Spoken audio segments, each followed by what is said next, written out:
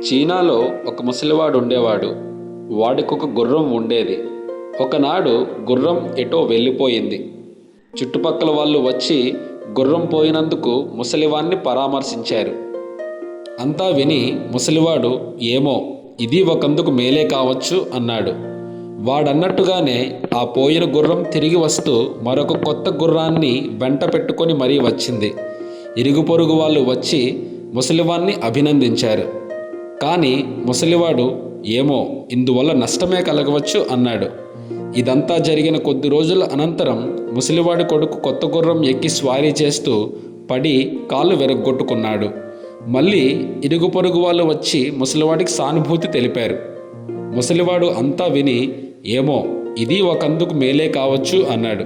సరిగ్గా ఆ సమయంలోనే హూనులతో యుద్ధం వచ్చింది.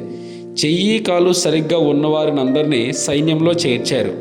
అందరూ యుద్ధంలో చచ్చారు. కాలు విరిగిన ముసలివాడి కొడుకు మాత్రం తప్పించుకున్నాడు.